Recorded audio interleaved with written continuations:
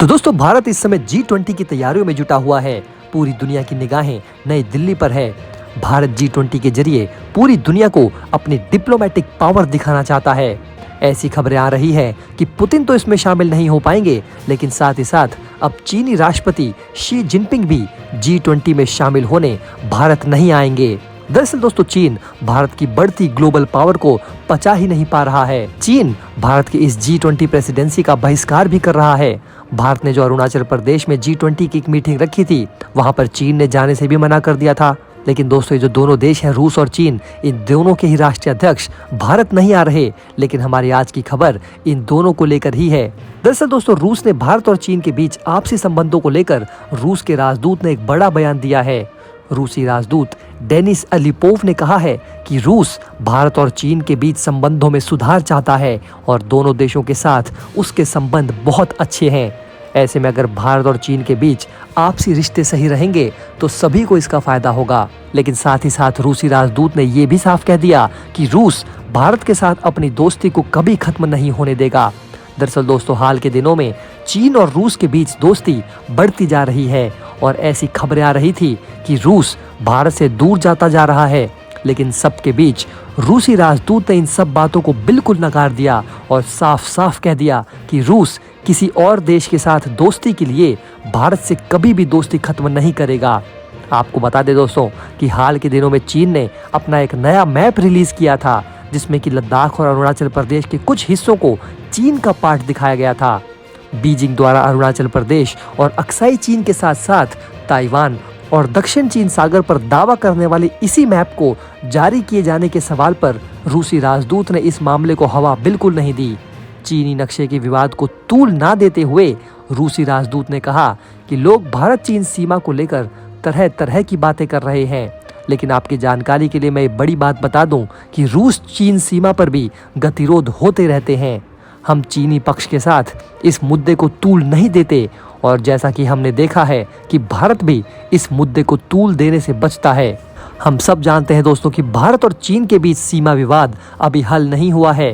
PM Modi और Xi Jinping भी इसको लेकर मुलाकात कर चुके हैं।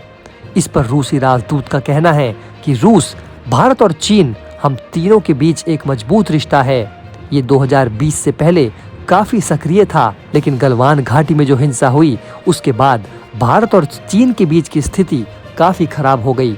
आपको बता दें दोस्तों कि यूक्रेन युद्ध के बाद से रूस की नजदीकी चीन से कुछ ज्यादा ही बढ़ गई है। यूक्रेन युद्ध के कारण रूस की निर्भरता चीन पर लगातार बढ़ रही है और इसे भारत के लिए खतरनाक माना जा रहा है। बीते महीने भारत में रूस के उपराजदूत रोमन बाबुश्किन ने कहा था कि रूस कभी भी भारत चीन सीमा तनाव से फायदा नहीं उठाना चाहता। साथ ही साथ रूसी राजदूत अलीपोव ने यह भी कहा कि G20 की अध्यक्षता कर रहे भारत को कुछ देशों के मजबूत दबाव का सामना करना पड़ रहा है, जिन्होंने यूक्रेन संकट का उपयोग करके एजेंडे को हाईजैक कर लिया है। लेकिन भारत ने अपनी दोस्ती का एग्जाम्पल सेट करते हुए पश्चिमी देशों के सामने घुटने टेकने से मना कर दिया और दिखा दिया है कि भारत और रूस की दोस्ती को कोई भी ताकत तोड़ नहीं सकती है।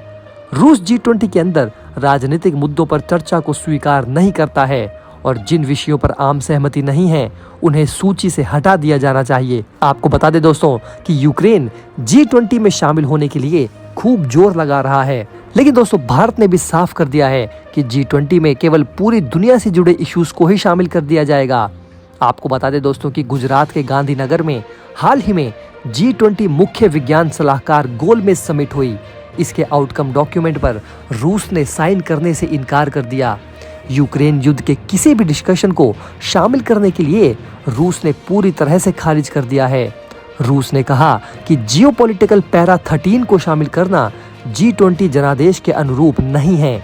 इसके साथ ही चीन ने भी इस पर हस्ताक्षर नहीं किया, जिससे दोस्तों साफ साफ दिखता है कि चीन और रूस की दोस्ती आजकल कुछ ज़्यादा ही उफान पर है और दोनों एक दूसरे को खुलकर समर्थन कर रहे हैं, जो कि भारत के लिए हानिकारक माना जा रहा है। दोस्तों अगर आप हमारे काम को पसंद करते हैं और हमारी खबरें आपको पसंद आती है तो हमारे इस चैनल को सब्सक्राइब किए बिना बिल्कुल भी मत जाइएगा। हमारे इस उभरते हुए चैनल को सपोर्ट कीजिए और आपका एक एक सब्सक्राइब हमारे लिए बहुत मायने रखता है।